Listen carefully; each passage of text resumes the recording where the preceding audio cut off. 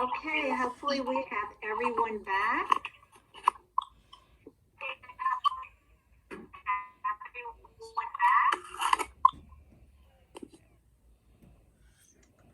Okay, so I'm going to go down by some of the breakout rooms and ask if one of the people can please just share out questions and so forth. So breakout room number 1, some of the people in there were Andre, Catherine, Laura, Lori, Melissa, Trook. Is there anybody who can, Tracy? Yes, hi. Hi, this is Kathy. Yes, I was in that breakout room, and the number one thing that we talked about, concern with fever check entering into the building or entering onto the bus.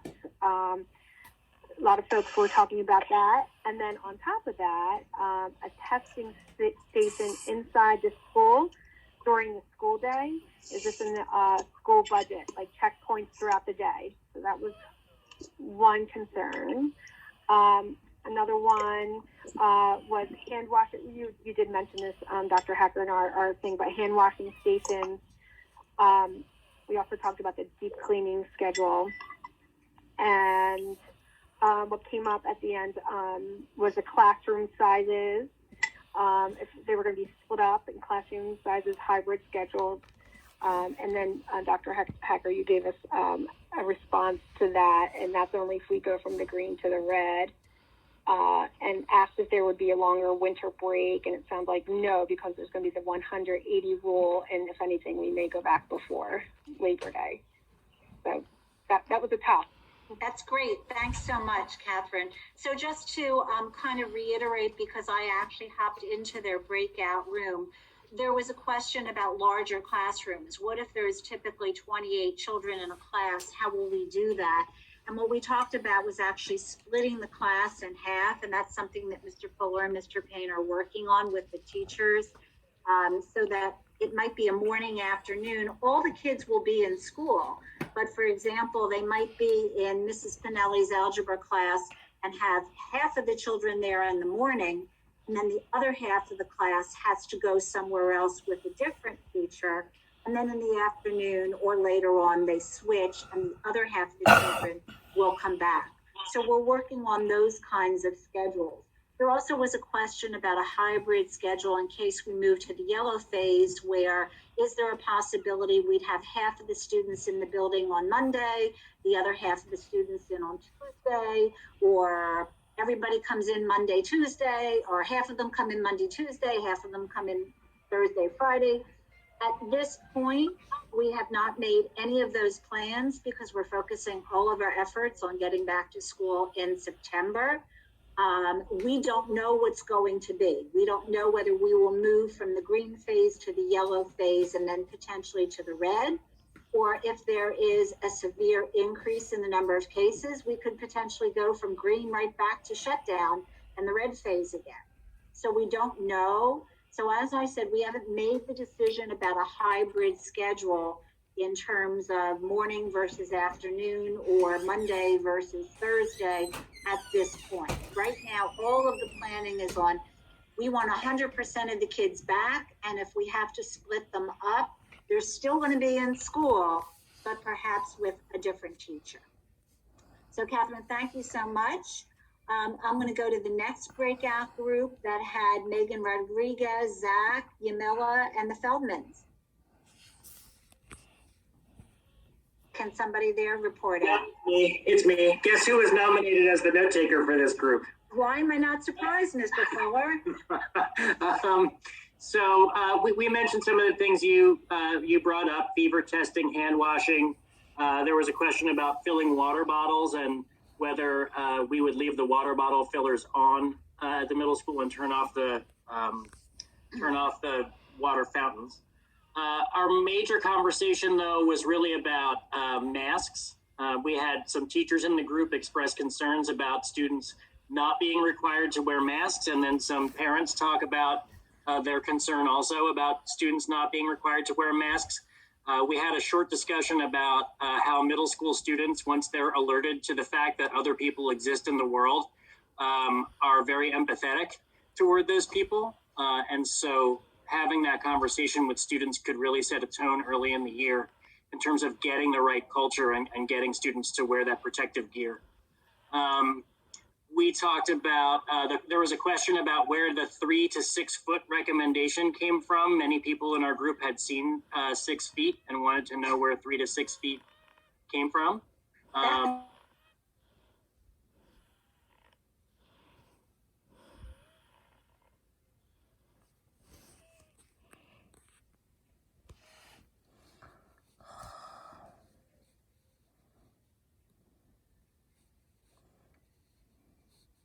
For fear of the disease. And so any information you have about that would be great. I'd heard us talk at one point about some sort of consortium, maybe with other school districts. Yeah, so let me address that now, because I think that's probably a question that a lot of people have, because not only is it that a parent may want to keep a student home, but a student may have to be excluded on the basis of the fact that they have to self-quarantine for whatever reason. So we have everything from a self-quarantine of a certain number of days to the possibility that the student is actually ill and has to stay out longer, or has a family member that's ill and they have to stay out longer, versus the simple fact that we may have parents who say, you know what, I'm just not comfortable sending my child back in September.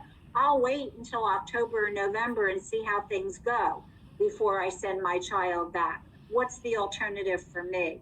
So we actually had this conversation in the county today, and the county has backed off offering some type of virtual program for all of the school districts. The main reason is because all of our curricula are different.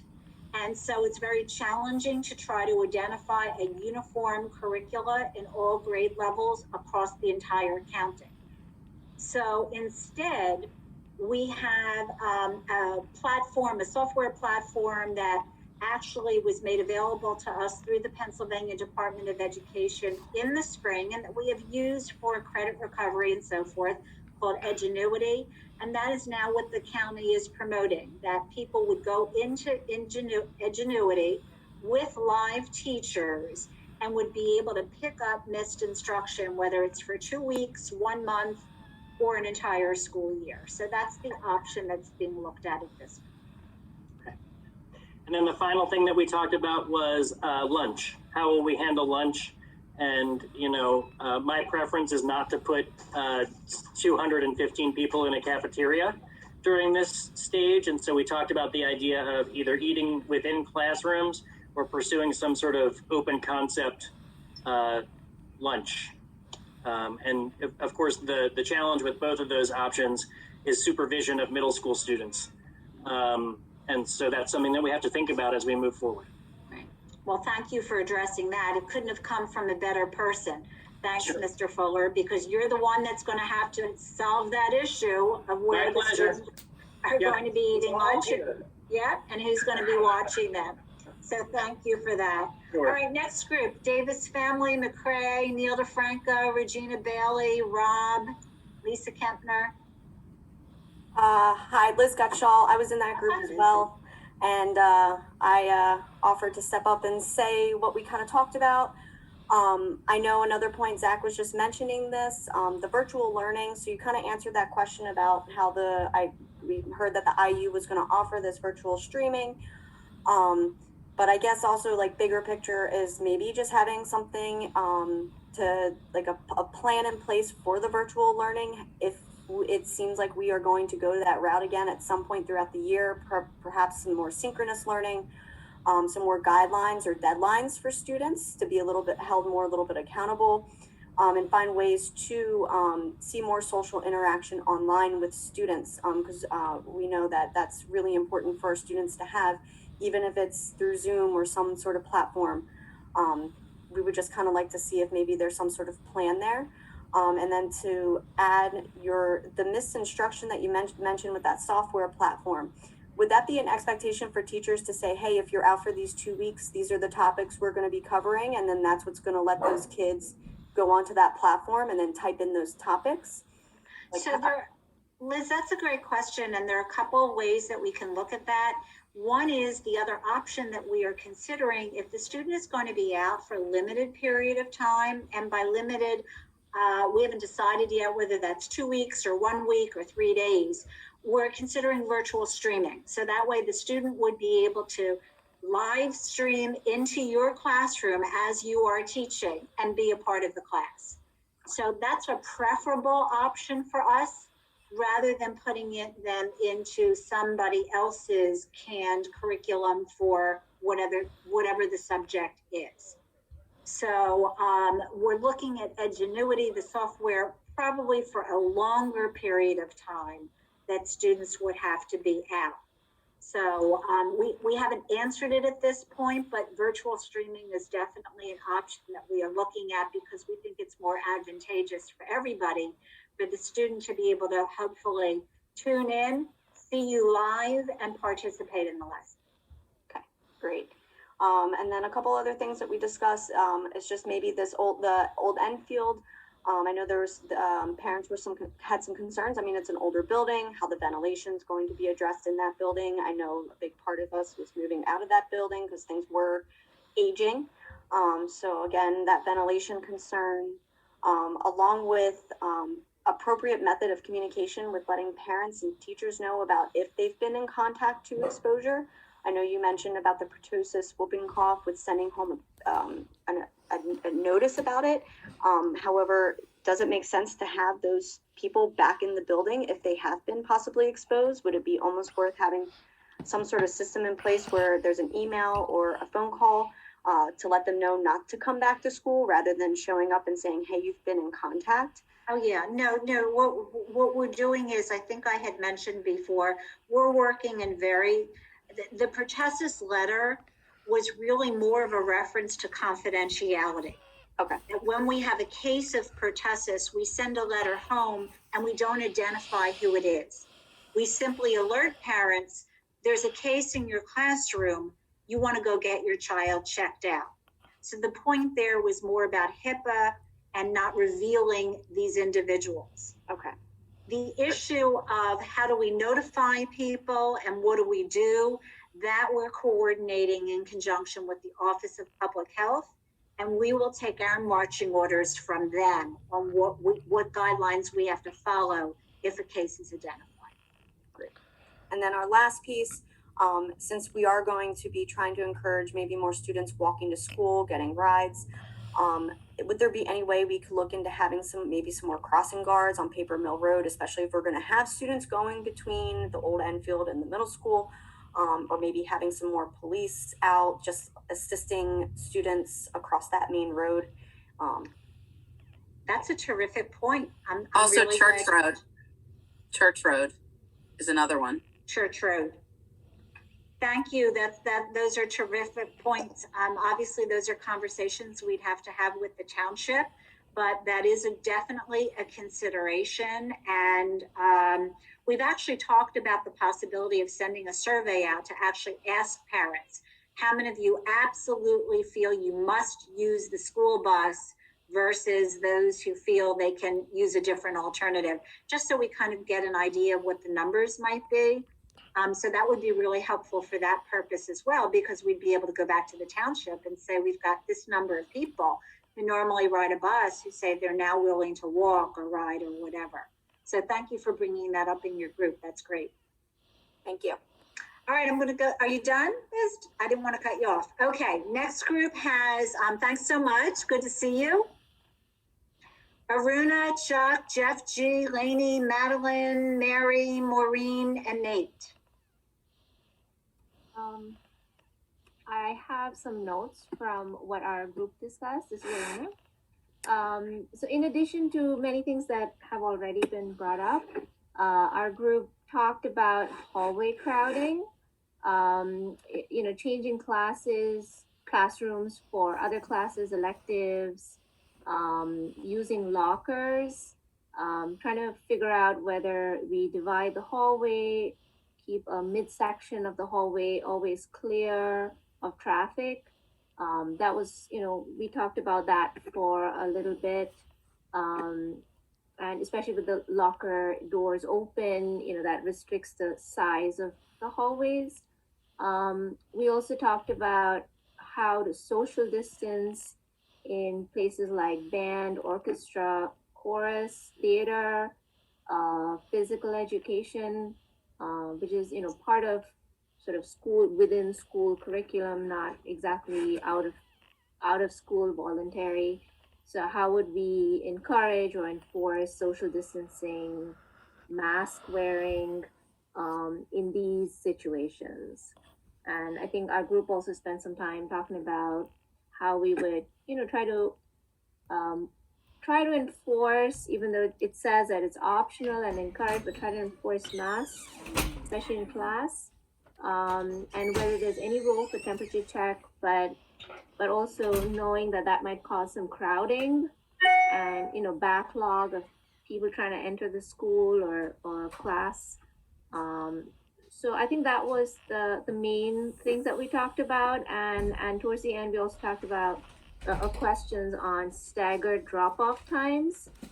Um, Especially if the bus transport is coming later, then would parents have an option to drop off students early, like we have the 7:15 drop off, that many, you know, like for going to work and things like that.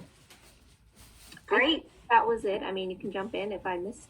No, you did a great job, Aruna. Thank you so much. And, you know, fortunately, again, Mr. Fuller is listening in.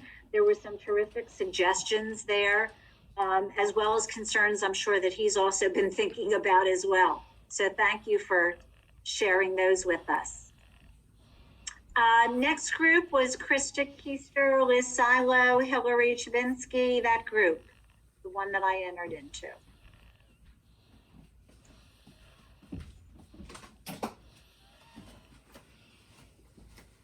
Anyone? Jackie, you're muted. Yeah, it's Thank you. I just realized. There we go. Okay, there you go, Jackie. Now we can hear you. Thank you. Yeah, so I'm not going to, you know, a lot of it was all the same stuff that everybody brought up. Concern over masks, wondering why they're not being mandatory. And Dr. Hacker, you did explain that we don't want teachers spending their time being mask police, things along those lines.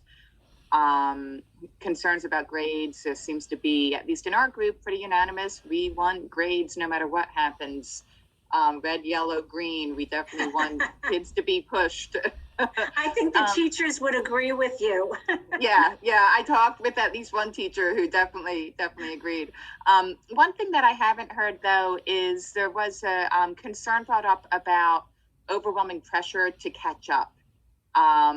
And just a concern about this, a rush to get the kids up to where they're supposed to be in the event that, I think we all feel that maybe they're a little bit behind. And then along with that, assessments to see where the kids are in comparison to where they should be. So if there's any comments that you have, Dr. Hacker, around that, and basically the concern is some of the parents in the group felt we don't want that pressure to be on the kids, that they have to catch up. Understood. So how is that going to be handled, however? Yeah. So obviously one of the major tasks, once we really start getting into the school year with instruction, is assessing students, because we just don't know where they are. We don't know how many of them have regressed, how many of them were able to keep up. We just don't know what they were able to absorb.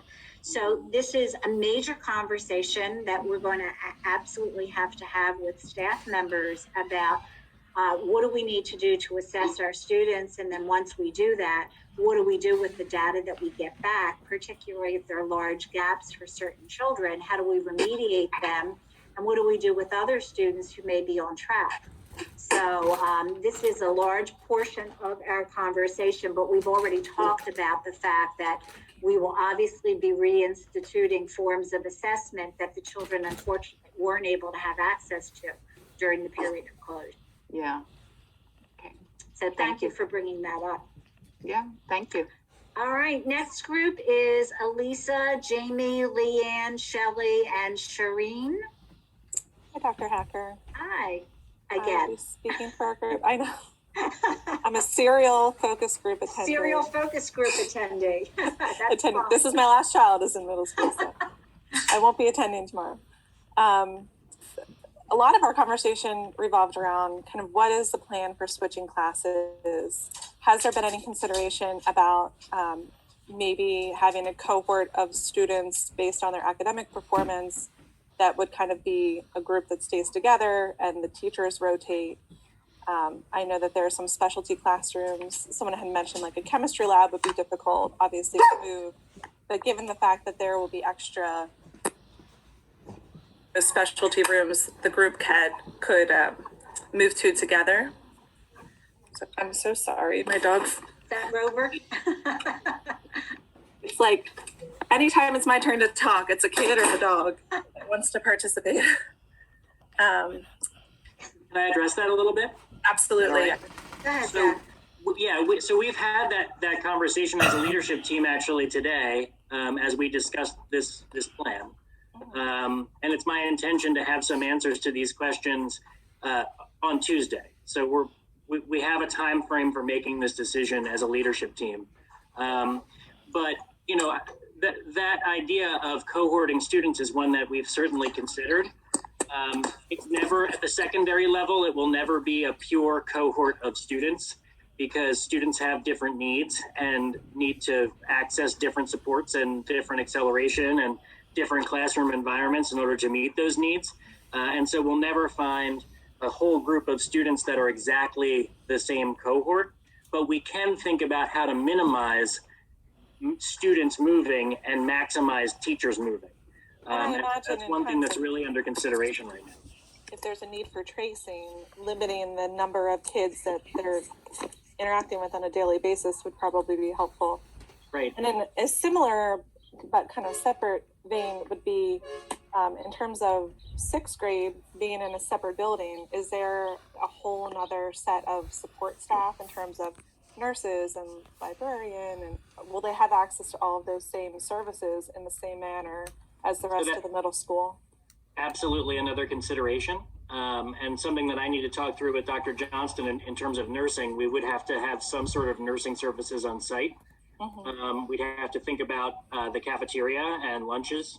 We'd have to think about the librarian. In fact, the librarian and I were talking today about how the librarian can serve both the sixth grade building and the middle school, and still be available as an extra set of hands should we need her. So, you know, all of those are considerations, and part of making this decision is addressing those considerations. I appreciate it. Great.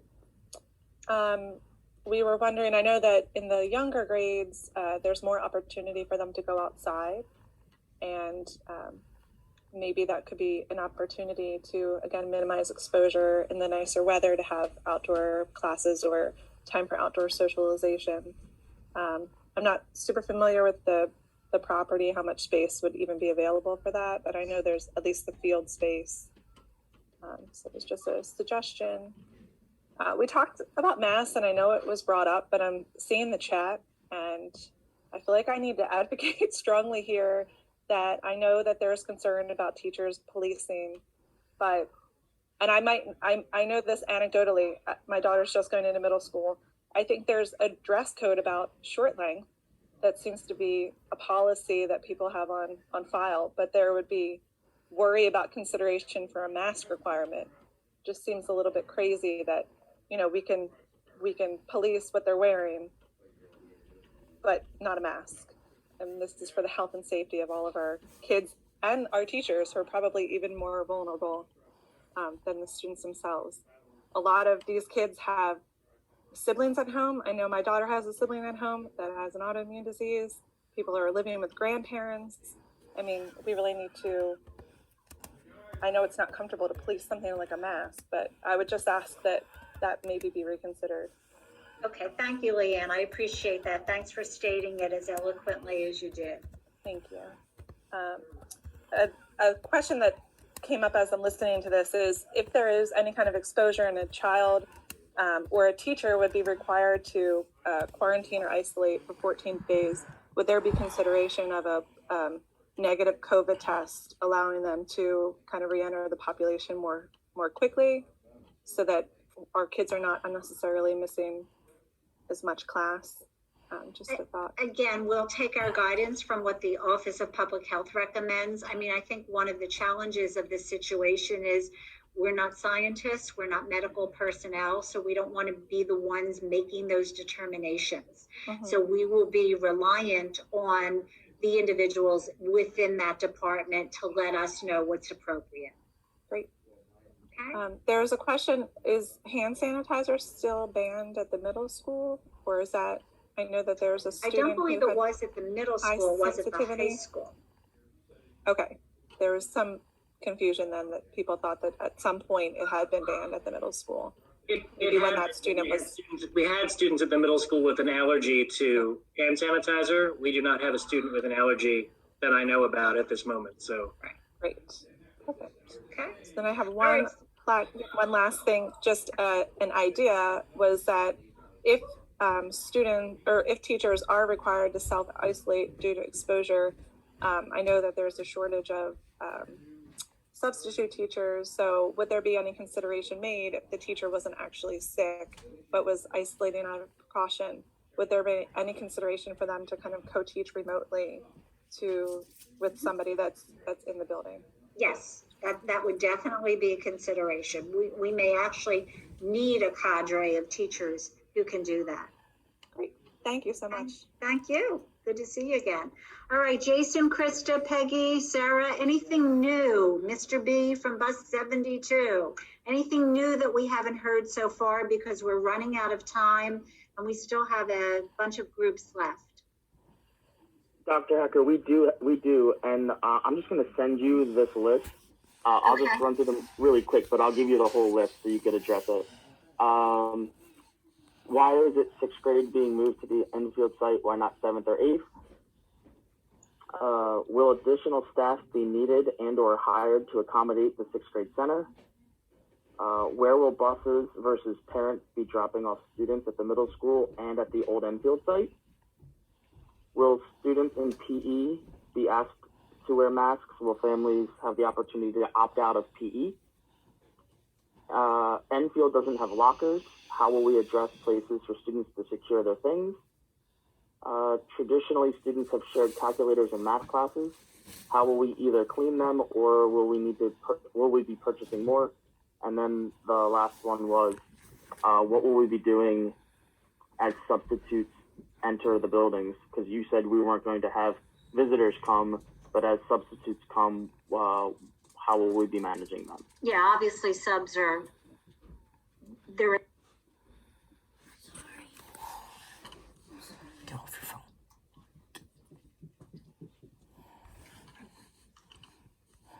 with Kelly Services, who is our sub provider, and obviously there's going to have to be training for substitutes that's going to occur. I think most of the other issues that you brought up, Jason, from your group really pertain to scheduling issues. It's really looking at drop-off locations and how that's going to be done. Mr. Bray looking at the buses going back and forth between two buildings. I didn't really hear anything else that we've determined at this point in response to the questions, but if you could send them, that would be helpful. I heard the why 6th grade question, Yeah. which I can briefly address with just a couple sentences, is that our 6th grade students are our youngest students in the building, and because of that, they are wrapped the tightest, and they have the smallest, most cohesive team of teachers at the middle school. And so the thought behind moving the 6th graders and the 6th grade team to Enfield is that that small cohesive learning community can fit nicely in those 20 classrooms, and it won't require that teachers that change grade levels have to go running back and forth between the middle school and Enfield in order to serve multiple populations. It's our most tightly wrapped and smallest learning community in the building. Thank you, Zach. All right, I'm going to thank you, Jason. I'm going to go on to the next breakout room. Adam Levy, Christopher Farmer, Jessica Poperas, Kimberly Vargas, that group. Dr. Hacker, I was in that group too. Hi, Taylor. Love your background. This is where I wish it was. All of us. So we had like a a bunch of concerns. I also made a document that I could send to you. A lot of our conversation was focused around masks and how we feel that masks should be required, or at least a face shield of some sort. And there was a lot of discussion about an option for if parents would rather their student not be in school. And some parents were concerned that if it's not required for the other students to wear masks, then they don't really want to send their kid to school. And they were wondering if there was a hybrid option, but I feel like you kind of gone over that already. One of the things that we didn't talk about yet was about mental health.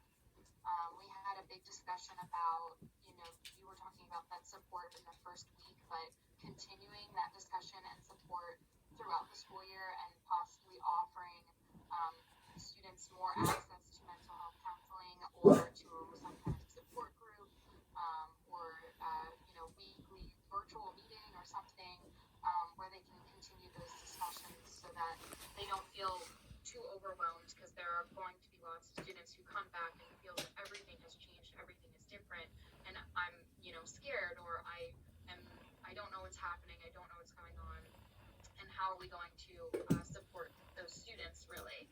Great. So I did mention that we do have the counselors and we have some options there, but I think the parents that were in our group were really looking for will there be things that are more focused on mental health based on what was happening with COVID and coronavirus.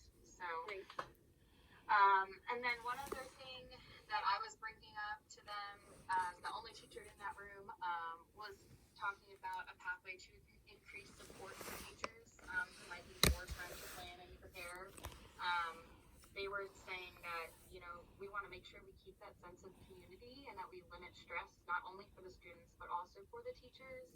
And thinking about giving more time to prepare and to plan for the changing environment, the different groups of students, the moving. I know Zach was saying not a lot of people will be moving back and forth, but like as a specials teacher, I'm gonna have to move. All the specials teachers are gonna have to move. So just changing the way things are, just that option for more support, and the parents seem to be on board with that. I think really most of the other things are covered. Yeah. All right, terrific. Thank you so much. There was a piece that we missed there. If I could clarify something, if that's cool. Okay.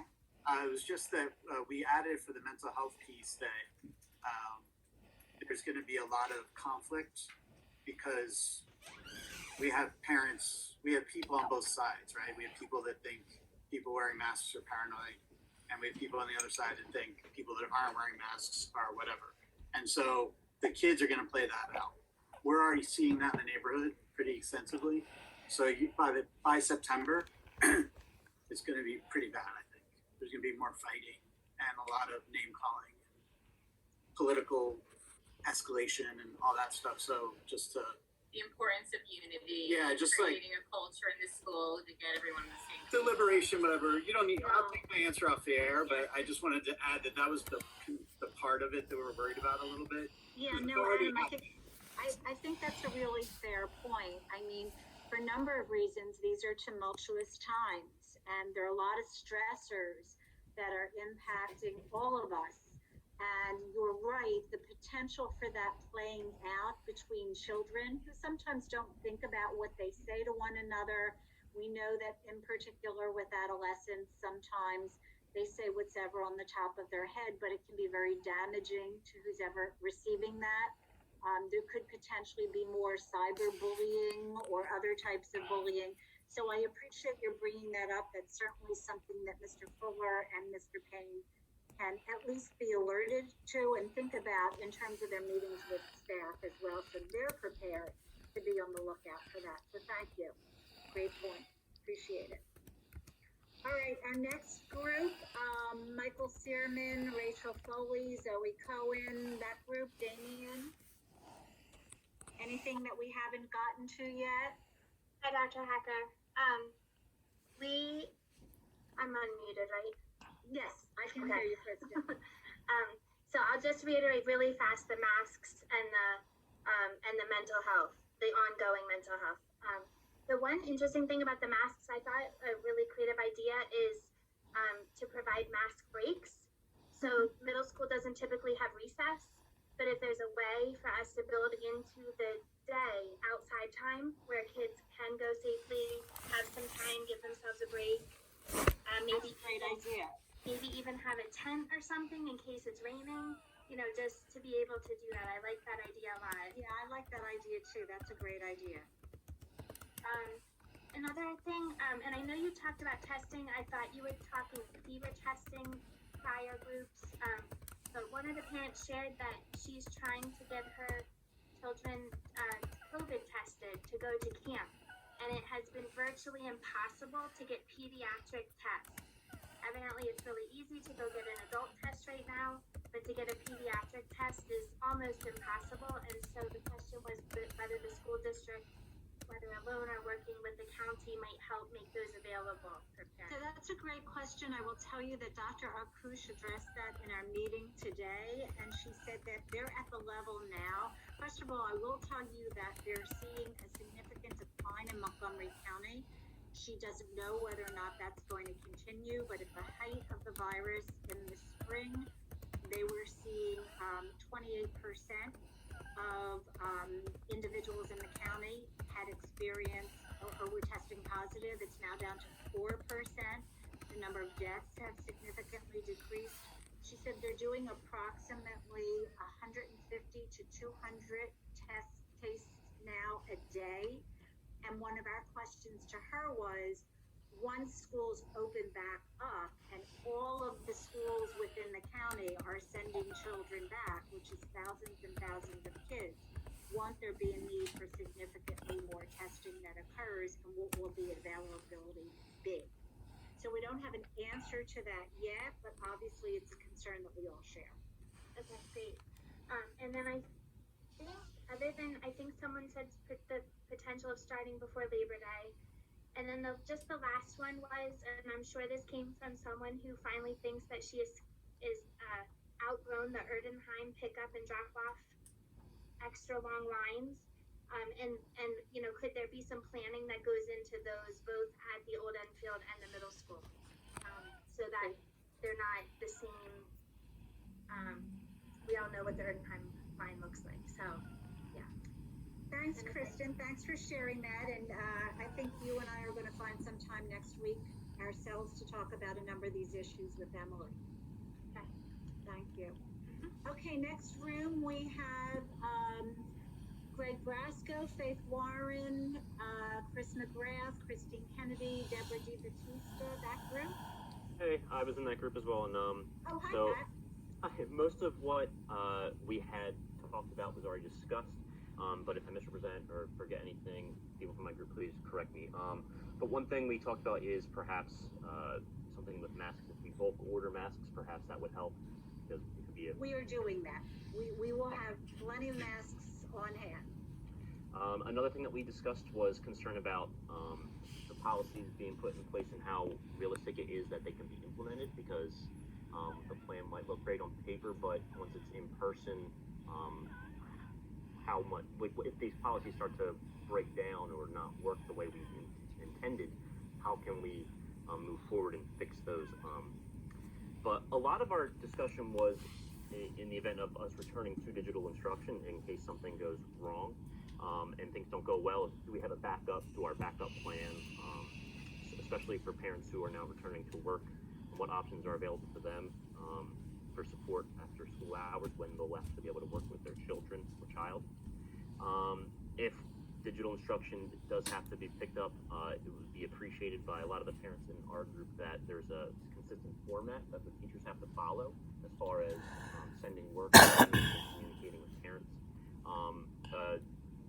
Teacher that was discussed as like saying like the star example of like who to emulate is Scott Armington. So you know, for any other teachers on the call, if you want to talk to Scott, that's the guy to go to. Yes, Scott apparently was a rock star during the period of at-home instruction. And just a couple other things. One is if we do have to do online instruction, if teachers could be cognizant of scheduling in their Google Hangouts so that they don't conflict with other teachers, so so that students don't have to pick one teacher over another. And if, again, we have to return to online, if there's any way that we could look at the curricula in pre-existing online schools, see how they do it, to see if there's anything that we can borrow or steal from them for us. I don't know. All right, thanks, Pat. That it? Terrific, thank you so much. All right, next group, Chris Casabon, Pat Cody, the Buchanans, Linda Redemaker. Dr. Hacker, Dr. Hacker, that's my group. I thought you were gonna let a parent do it. I tried. They were They were reticent. Go ahead. They were reticent, but most of it's already been covered. The one area, they did talk about concerns around conditions of the old Enfield building. They talked about crossing guards. They asked about specialized staff like nurses, counselors, psychologists, and administrators, how they'll be split across the two buildings, which I think has already been noted. The one thing I haven't heard that they asked about was whether or not we could add bike racks at all the schools so that students can ride their bikes and even staff to try to minimize ridership on the buses. That the bike racks might be a good addition.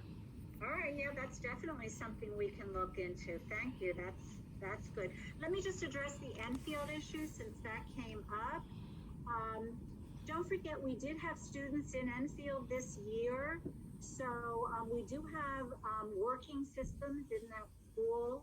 Nothing has been taken down or destroyed. The boiler system is still operating and so forth. There is good ventilation in the building because, again, we did have a number of students that were participating in that building. So we will ensure before we get that building ready to accept more students in the fall, that everything is in great work. So I just wanted to, put that there. Thanks, Mary Jo. Sure. Okay, we're nearing the end of our breakout rooms. So quickly, Andre Freeman, Ann Goodman, Mark Malfara, your group.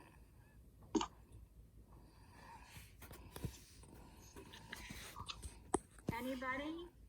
Sorry, I think it's us. Okay, that's fine. The stuff has been touched on. I think we were pretty much unanimous in believing that masks should be mandatory for the students and the staff, either the medical masks or even the clear face shields, which is probably more comfortable over a longer term, especially for staff and teachers. There's concern about the busing, since that has kids from different areas, different grades, all thrown onto buses, which during the winter are probably not good air circulation, and plus the bus driver population, I believe, is almost all over 60. So they're going to be an at-risk group. So there needs to be some plans, in place if we start losing bus drivers for extended periods. Yet it's not enough to actually switch back to a yellow phase or shut down the schooling system. So transportation is an issue, ventilation on the buses, safety getting onto the buses, trying to get parents to pledge in advance to have kids bike or walk, or have parents drop them off, so that there can be a better plan in place to where the buses are needed the most. Some people have suggested expanding the walking circle a bit, so the kids would have to walk in more. And then as far as busing and car line, looking at plans to kind of separate it. At the middle school, I understand from the bus driver in our group that it's can be very difficult to get buses in and out with the car lines mixed in, maybe separating the car line to the lower lot, leaving the buses where they're in the upper lot, or staggering them so parents can get the kids in and out quickly and safely. And then the last one was all about having a plan in place and a framework in place, tested, and maybe more Zoom breakouts like this with families over the fact that if we have to go back to an online curriculum, what's it going to look like? It worked well in most parts, these last 3 months and all, but it also seemed a bit haphazard in other parts as well. And so, I think maybe getting more family feedback on what the strengths were and what the weaknesses were, where it could be improved, and then trying to build a framework out of that. What was the last thing? So we also had a discussion, like, for people who have high exposure risks, either in their home, like what kind of game plan would be for them if they felt like, given someone who's in their home, or then the student not want to go to school. It goes with the grandparent, living with grandparents or someone who's immunocompromised or a child who's immunocompromised, having a plan for them as well. Okay, thank you so much. That was great. I really like the idea, and it's something for Mr. Fuller to think about in terms of staggering the buses. In the past, of course, our middle schoolers came through the tunnel. They were dropped off at the high school, and that's something we definitely need to reevaluate in terms of the walking. So thanks for bringing that up. Yeah, currently we do both.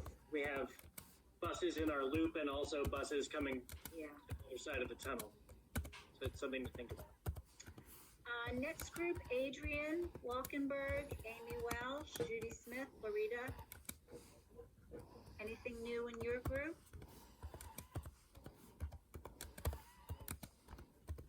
I don't want to force anybody.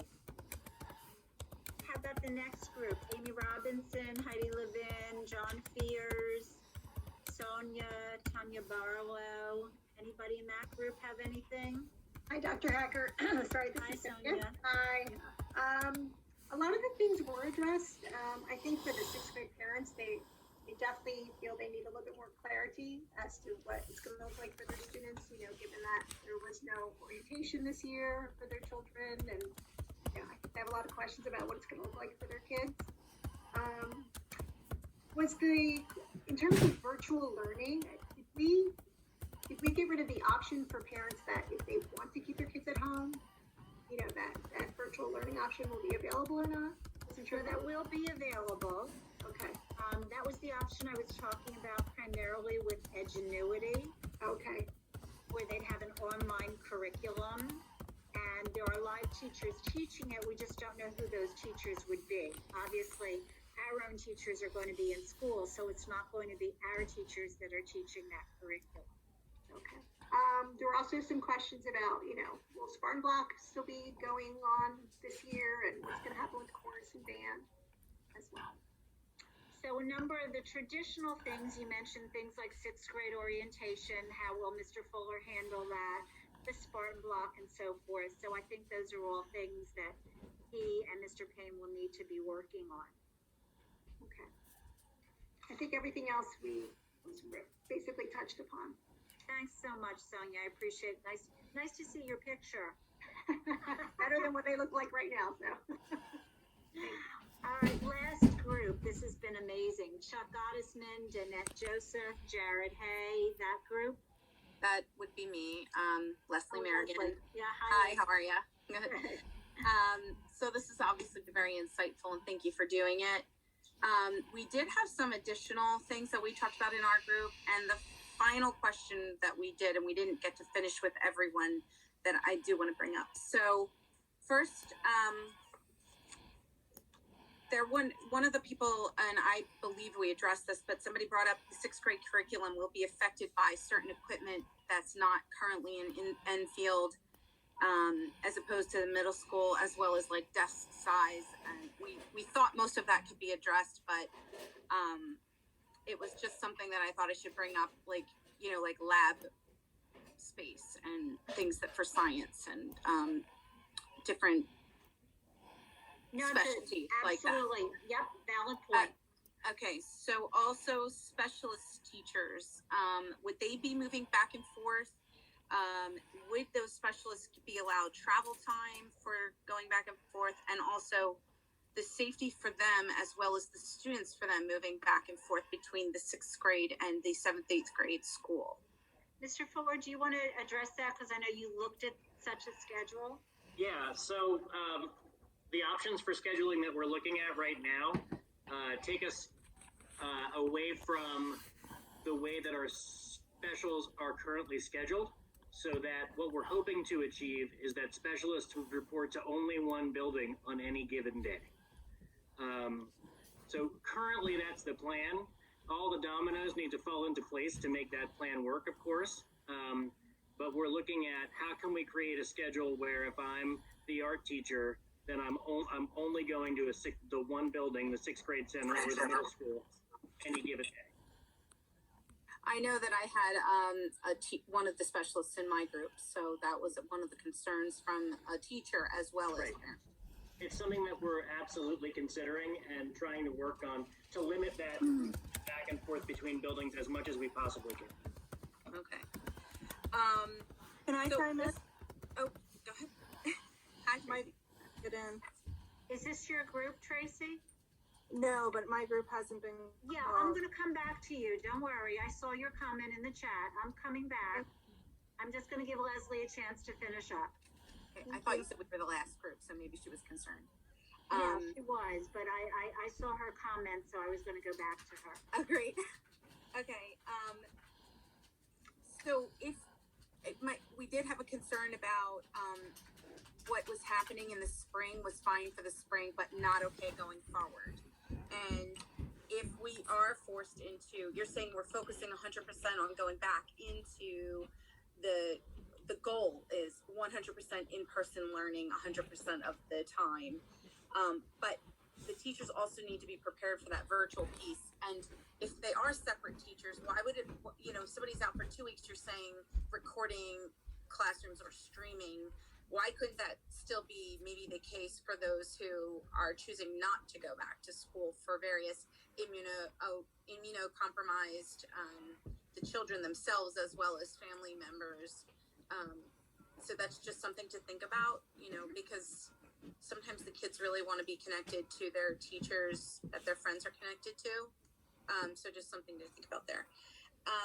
Performances, assemblies are obviously out right now, but just something that came up, like what about, and that goes along with the teaching with the specials, like the performances of the students, where are they going? What's the goal going to be of that education in the specialist arena? And I certainly support the specials. Just putting that out there. I don't want to see talking about cutting them.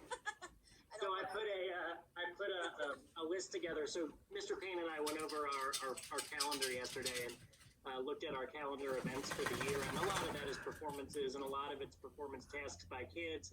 And even outside the specials, we have our Young Playwrights Mini Fest, we have our TED Talks, we have all kinds of things that happen in our building all the time.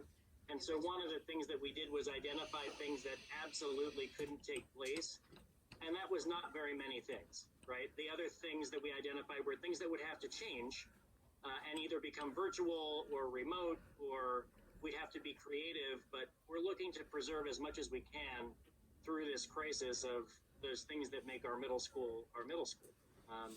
So I'm not looking to get rid of those things, maybe redefine what some of them look like for a year. Okay. Social justice was obviously a very big concern in our group as well, with what's going on in these social groups on Facebook with our community at the parent level or adult level. We really think that's going to be a big deal. And with only 2 counselors in the middle school, what are we going to do for, now you did address this a little bit, so I am repeating slightly, but the social justice piece is very hot. And we do have things going on in our schools that, for example, Marcel, forgive me if I want to use his name because I thought he spoke so eloquently at the protest standing together thing. He said about a kid in his playing hockey with him said to go back to cotton picking. Like, that is so horrendous. Right. And I mean, it's just totally horrible. So I'm just not taking this to make a platform for that, but what I'm saying is we need to make sure that we have the proper support in the 6th grade separated, and with only 2 counselors, obviously that's going to be a bit of a concern. So Leslie, this is not a responsibility of just the counselors. This is a responsibility of every single teaching professional in our school. And our staff members have been involved in training in this area, in social justice standards and cultural identity, in social identities and cultural proficiency for several years. It's work that we are committed to and have been committed to, and equitable practices in our district.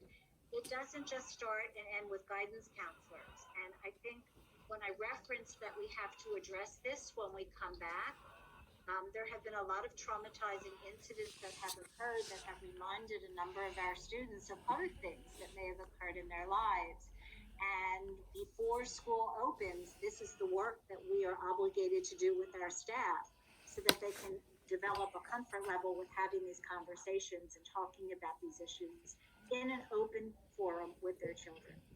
Right, open discussion and de-escalation is a hard, fine line, you know, and I really feel for the families that are dealing with that. So I just wanted to bring that up, and I know it was brought up by a couple people in our group, so it wasn't just me. No, I appreciate that. Thank you. Okay, and all right, we have one more time for one more because I do need to get to Tracy, and okay. it's 7 o'clock.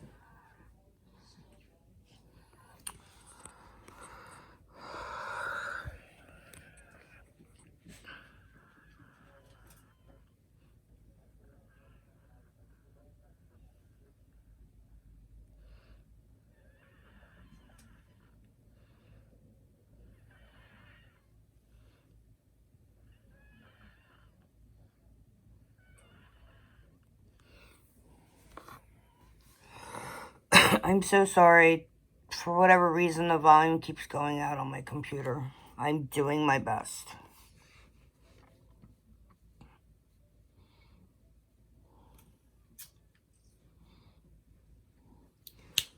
Get off. I'm not on Wi-Fi. I have no station on my phone. We are trying to get as much input as we can, not only from all the sources that I cited to everyone when I spoke at the very beginning, nationally, at the state, at the county. We're all working on this. There is no superintendent that isn't having agita worried, and there is no administrator that isn't undergoing the same concerns and stressors about how do we do this and make it work and protect our kids.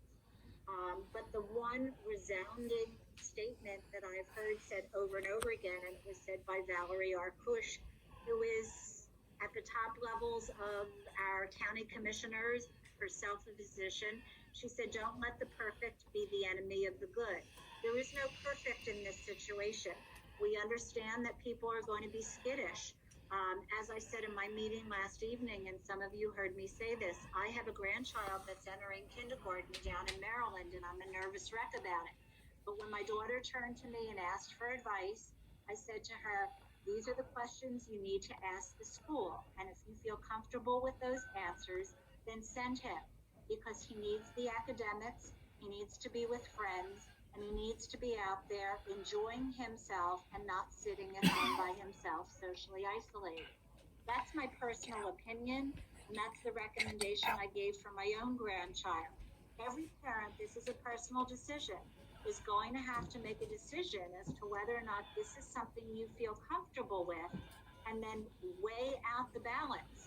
Is it more important for me to know that if I keep my child at home, that he may not be getting the same education as if he were in school, and he may not be having the social interactions that he may have had, but yet he's protected in terms of his physical health and safety? That's a decision that every parent is going to have to make for themselves. What I will guarantee is that all of the work that we are doing between now and September is trying to mitigate the risk as much as we possibly can.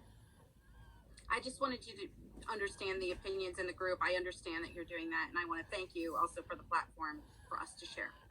Thanks, Leslie. All right, Tracy, let me go back to you. I know you were anxious to speak, and you're what's standing between us and ending up the meeting. So, Tracy, go ahead. Okay, things that haven't been covered. Staying home if you're sick. How do teachers report to the nurse or office, whatever is appropriate, especially those parents who might send their children to school, you know, giving them some Tylenol if they have a fever? How do we eliminate that?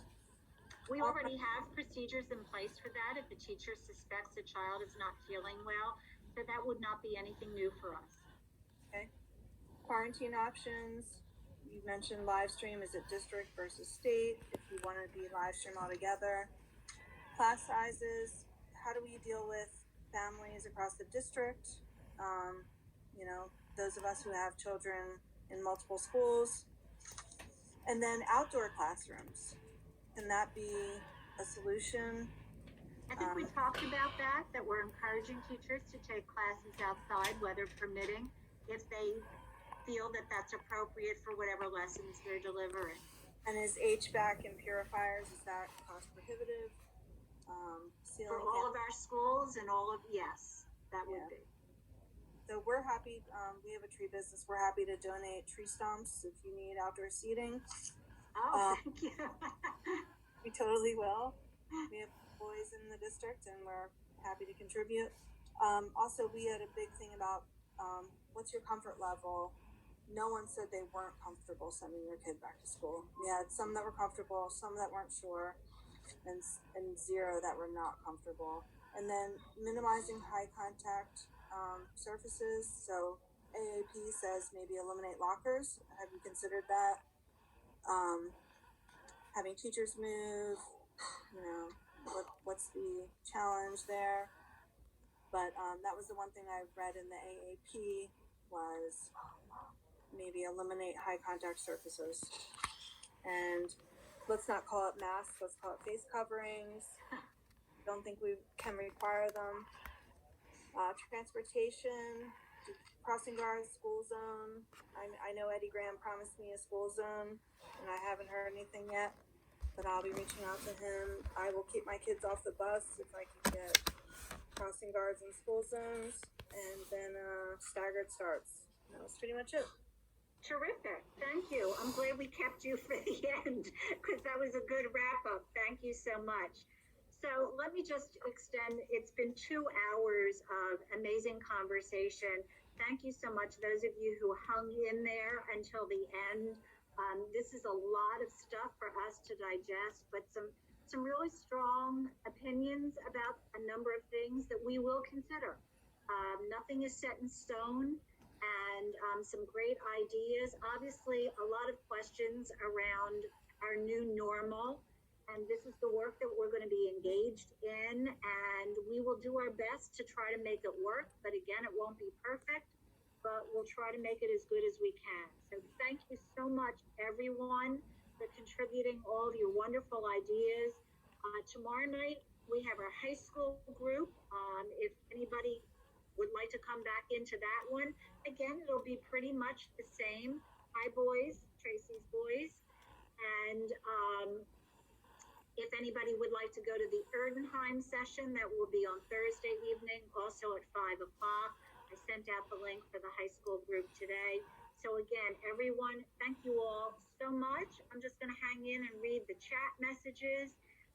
In your breakout groups, if you have notes and you would like to email them to me or to Mr. Fuller, we would appreciate that just to make sure we got everything. We were taking notes, but it would really be helpful if we saw your notes as well. So thanks again, everybody, and please stay safe and wear those face coverings this summer. Thanks, everyone. Thank you.